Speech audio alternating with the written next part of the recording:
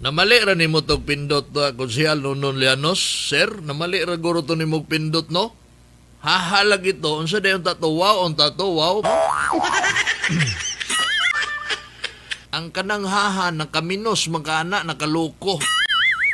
Tinarong man tong live ni Mayor, gilive niya ang event sinaglayag sa Padigusan. O sa may katawanan ato Honorable Nonon Llanos. Ha? Katawaan lagi nimo to si Mayor sa iyang live ngano kaya nagkatawa si usoy libog ko sa katawanan ba ayaw mo og kuan ni kanang katingala kung ano si Mayor malain gyud di man na robot si Mayor. Respetuha ang iyang opisina, respetuha ang iyahang titulo as Mayor. Asa naman dato ang kuan ani pinag-aralan ani kana mga bastos gani kaayo mga komentaryo sa presidente. Wala naman tayo respeto mga Pilipino ani. Ay, grabe naman kita makabugal-bugal sa mga elected government official.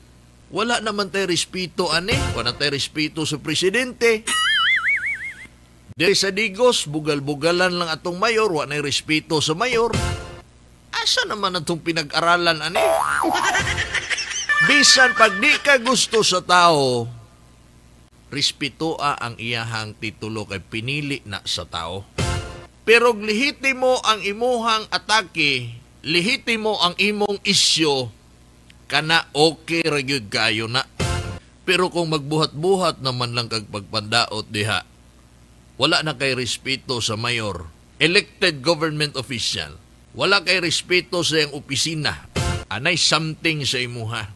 Kaulawan ninyo si Mayor, ang mga nisalig kang Mayor, ang mga nakakita sa mga gipangbuhat sa Mayor, pagpalambo sudad sa Digos, mga natabangan sa Mayor, maog ito sila mo'y mudipinsa.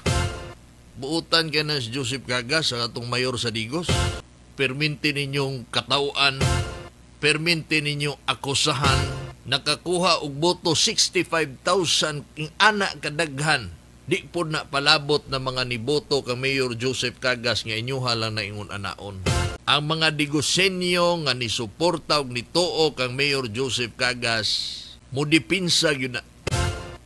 Ang latest issue, nagpa-victim sila kay wa daw tagae og budget ang mga bag-ong konsehal. Alangan nga nung mangayo man mong budget, bagaag mga naong kusog kay mangdaot sa mayor, unya mangayog budget sa mayor, mangayog JO sa mayor.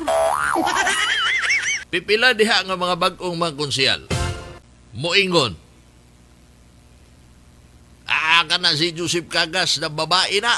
Ka na mayor si Miot, kawatan na. Nya pagkahuman, mayor, tagay kong budget be. Gatay. Unya ang paghatag rabag budget sakyanan JO sa mga konsehal, prerogative baya na sa mayor. At ay mahimo anak kay legal man na.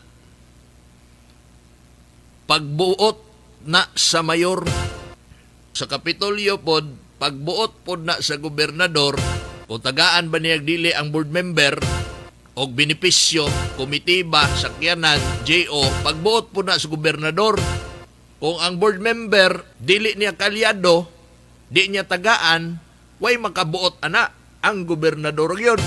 O ang board member, sige pandaot sa gobernador, di niya tagaag budget. Ganyan talaga. O niya, dinis sa tuwa sa Digos. Mga konsehal kusog kay mandaot sa mayor. O niya, mangayo mandag GO. Kung sa panimalay, di ka masugo og hugas og plato, di ka masugo paghinlo sa balay, unya mangayo kag kwarta sa imong ginikanan. Nabito to'y live si Mayor atong kuan, katubi taong Padigusan, bato sinaglayag dito sa Dawis. Panindot tayo og bangka. Gilive niya ang event. Ang reaction sa mga tao, heart reaction, like, support. Naaragyoy usa ka bukod tangi sa kadaghan sa mga reactions, heart, like, naay usa bugtong naghaha, ni katawa. No, sa kadaghag nagpusot-pusot ang mga heart sa live ni Mayor. Naragyoy isa ka reaction nga haha.